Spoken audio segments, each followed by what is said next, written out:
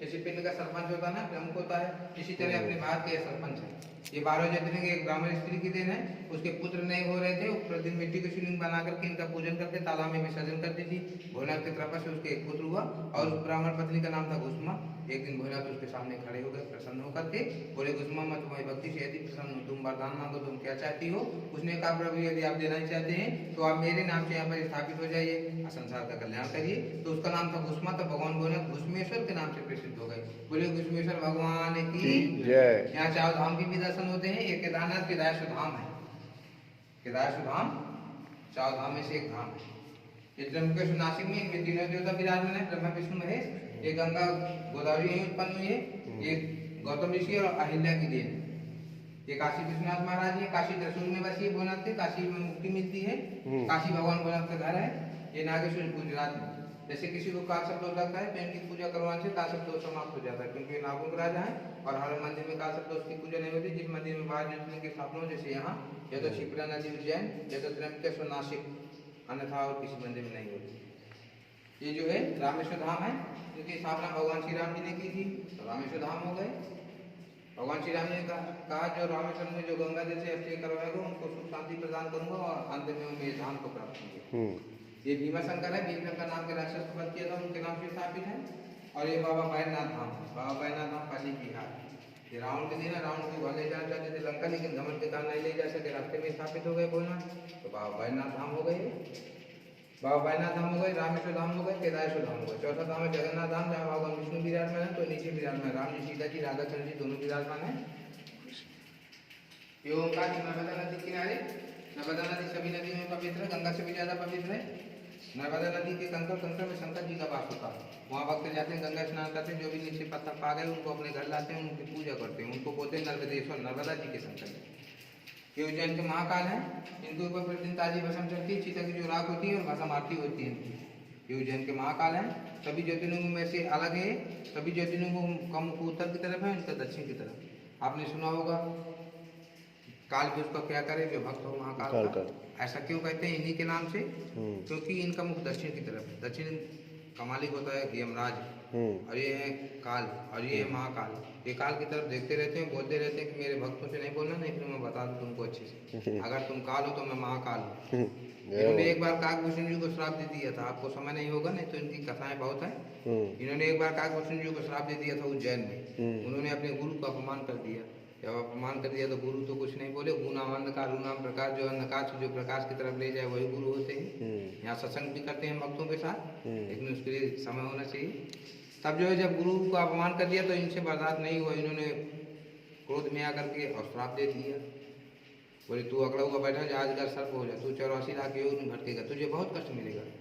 जब ऐसा श्राप दे दिया तो जो उनके गुरु थे, तो गुरु ने अपने शिष्य को बचाने के लिए इनकी प्रार्थना की थी। रुद्राष्टकम बोला था सबसे पहले, वहीं उज्जैन में बोला गया था रुद्राष्टकम।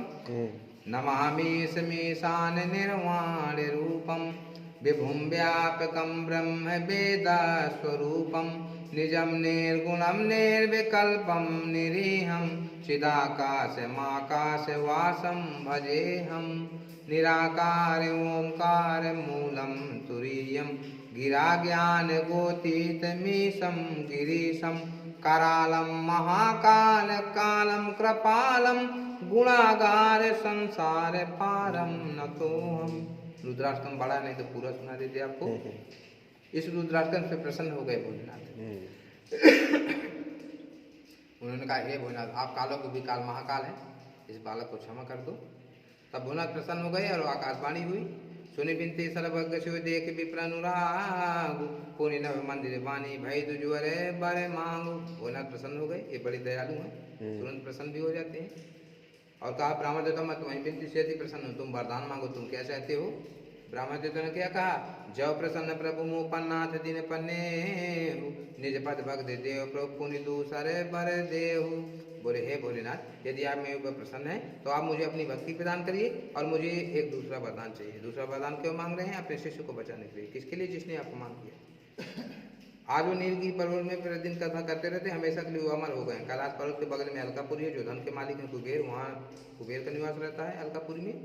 और अलकापुरी के बगल में नीलगिरी पर्वत है, वो पर्वत पूरा नीला है, वहाँ पर उनका निवास रहता है काकभूषण जी का। कौवे रूप में रहते हो, हमेशा के लिए वो अमर हो गए इनके बदौलत और अपने गुरु के बदौलत। जैसे महाकाल, ये मल्लिकार्जुन महाराज जी आंध्र प्रदेश में मल्लिका कहते हैं माता पार्वती जी को, अर्जुन कहते हैं भगवान भोलेनाथ को, स्वयं अपनी इच्छा से स्थापित हुए थे क्योंकि पुत्र काट के नाराज होकर के कैलाश छोड़ करके चले गए थे। तब भगवान भोलेनाथ माता पार्वती गए और वहीं स्थापित हो गए। तब जो है हर 15 दिन में आज भी माता पार्वती इस स्थान पर आती है अपने पुत्र के दर्शन करने। काट के भगवान की पूजा होती है साउथ में, दक्षिण दिशा में। ये सोमनाथ महाराज जी गुजरात में पहला ज्योतिर्लिंग है अपने भारत का। ये चंद्रमा की दिन है। चंद्रमा की 27 पत्नियां, 27 नक्षत्र जो बोले जाते हैं चंद्रमा की पत्नियां राजा दक्ष की पुत्रियां हैं। उनमें से एक रोहिणी नक्षत्र होते हैं। रोहिणी से ज्यादा प्रेम करते थे, जो 26 थी उनसे कम करते थे। तो उन्होंने उड़ाना दिया अपने माता से। माता ने बताया पिता से, पिता नाराज हो गए और चंद्रमा को श्राप दे दिया। तब चंद्रमा दुखी रहने लगे। तब उन्होंने ब्रह्मा जी से कहा कि इसका कोई उपाय हो तो बताइए महाराज। तब ब्रह्मा जी ने कहा इसका उपाय भगवान भोलेनाथ के पास है और किसी देव के पास नहीं। तब चंद्रमा ने तपस्या किया सौरान नाम क्षेत्र गुजरात में भोलेनाथ की। तब भोलेनाथ प्रकट होकर के चंद्रमा को श्राप से मुक्त किया। चंद्रमा का नाम सोमनाथ हो गए भोलेनाथ।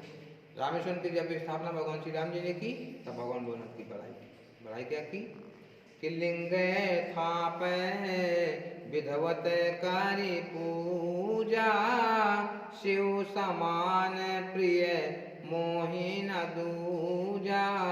लिंग की स्थापना करके बोले इनके समान संसार में मुझे कोई प्यारा नहीं है।